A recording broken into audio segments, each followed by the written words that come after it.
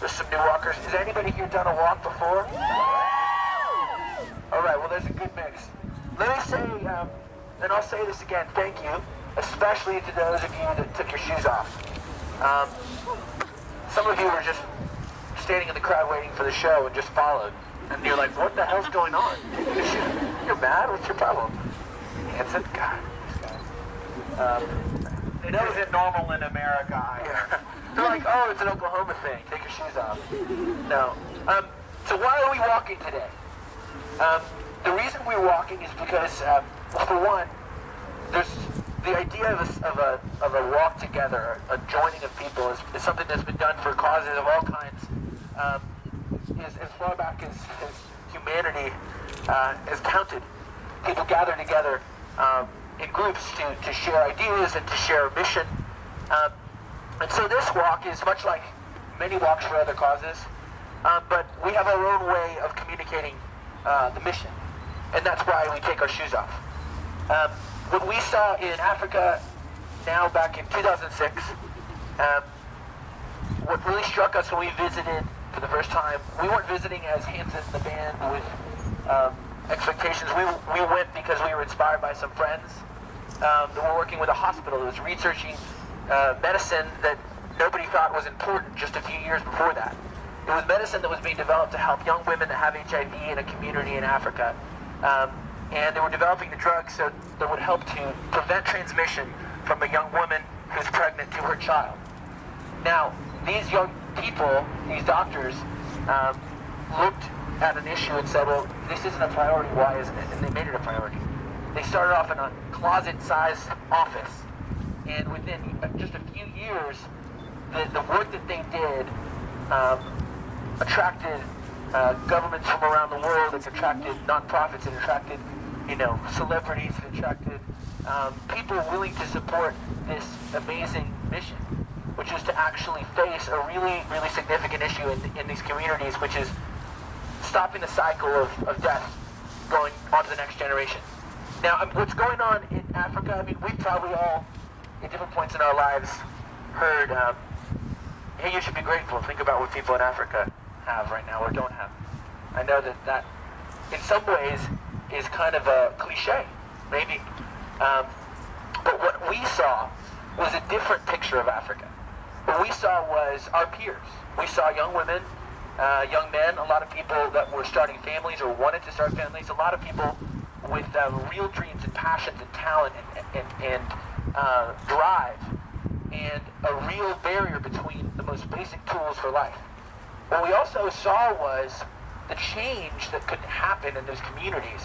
Specifically, it was a change that was going to be required of the same generation, of us. When you all of a sudden have, look at all these phones, look at all these cameras.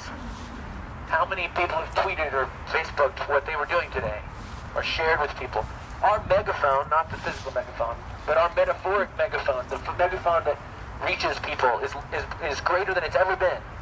Our generation, we talk to more people, we communicate with one another more than any other group of people has ever. And so what we saw was an opportunity to change the way we would help share this story and face the issues of extreme poverty and the HIV/AIDS virus, and how to help face it one step at a time. Like everybody that goes into those kind of communities, you walk out just frozen. You really just think, what the hell am I going to do? And that is what, doesn't matter if you're the most powerful man in the world or somebody walking in off the street with nothing monetary to give, you feel frozen. But we went back to what was most inspiring to us, which was the needs are real, and if you can break it down to 1 or 2 or 3 or 5 people, you will stop being frozen. So we began by giving a song. There's a song called Great Divide. We said we have a 99-cent song. We recorded a little bit of it when we were in Africa. This is the first way we'll start to tell some kind of a story. And that little song began communicating our passion to you guys. And many of you guys bought that song, watched that little video, began to hear about our experience. And what we saw after that was that we couldn't stand on the sidelines. We couldn't wait for the perfect ideas. And then came the next crazy idea. Well, we need to join together and create some example that allows each of us to focus on what we're going to do. And that was back in 2007. So what you're doing today is the birth of a really simple idea that has been carried on by people like you and people that are here today, organizing 1 mile barefoot walks. The reason we walk barefoot is because we're not asking you to just pull out money today. Really, what's more important to us than anything is that we have people that are present. When people are present and they face an issue and they stand in the ring, then you can get on with whether you're going to win that fight. But outside of the ring, you're always kind of going, well, we'll see what happens. What we want from you guys is to do what each of us can only do ourselves, which is to physically show up. It doesn't matter. You could have $1 billion in your bank account or you could have nothing. But no matter what, each one of us are the same today. Each one of us are exactly the same. We're standing here. All we can do is bring our presence. And if you can show up today, then whatever influence you have, the job you have, the church you go to, the friends you have, the family that you have around you, the people that you influence, they're going to be influenced by what you choose to do. Now, let's talk about barefoot. Walking barefoot is not for the people that are watching you, guys. Look at all the people watching us right now. You see? Oh my God, nobody. We're not walking to... Yeah, there's a couple. They're wondering what the hell's wrong with us.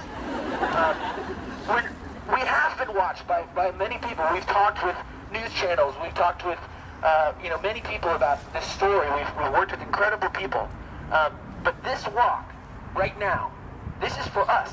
This is for you guys. The action of the walk. We don't literally have to walk to give money to build a school, but we want you to do this with us because this action today produces the motion that makes it possible to change things. The ability to get out and step forward, even if it's a matter of just showing up a little early. We're stepping out of our bubble for just a second. Now, let me say this. There are probably, well, maybe there's somebody here. I doubt that any of you here have woken up and genuinely wondered whether you were going to be able to find a pair of shoes.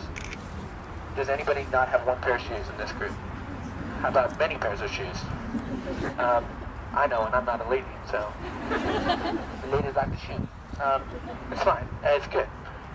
How about water? I mean, genuinely, think about this for a second. We're going to keep walking. This is our halfway point, but think about the idea of waking up and just being so thirsty and really not being able to have water.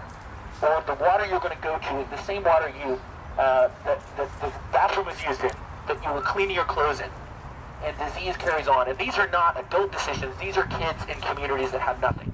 Now, this is not a fluffy, ooey-gooey idea where I'm going to show you, pictures of puppies and stuff. This is a real hard, difficult issue. And the change comes when people decide to get out of the bubble and take their shoes off. Okay, so right as we started this walk, I'm going to call somebody out, and I'm very, very grateful that everybody is here today. But right as we started walking, I started talking to a young lady. She was very, very nice. We had a good conversation, but she said to me, I'm not going to take my shoes off. It's kind of scary, the streets of London. And I'm thinking to myself, it's not scary. Trust me, I've walked in New Orleans. For those of you who do not know, New Orleans, Louisiana is pretty dirty. It's a great city, but it's dirty. We're not even in the streets of London, guys. Exactly. So all I'm going to say about that is to remind you of what Taylor was saying earlier, which is important. Part of this is about getting rid of fear. Fear is what stops you from doing something important. It may not be this exact cause in your life, but whatever it is, fear is the thing that stops you. I highly recommend that you exercise a lack of fear and take your shoes off for the next half mile and understand what it is like to live a life without something as comfortable as the shoes you have on your feet. We would not ask you to do anything we would not do ourselves. We are barefoot. Sorry, I almost kicked you in the head. We are barefoot. We would not ask you to do anything we would not do ourselves. I highly recommend you try it. Here is why. Only you can feel the dirt between your own toes. Only you. I cannot feel it for you. And that's not going to happen. That got weird. Exactly. I cannot feel your toes. And anyway. But I highly recommend that you do it. I highly recommend that you take your shoes off and experience what it is like to live a life or just this next half mile without a pair of shoes. Yeah.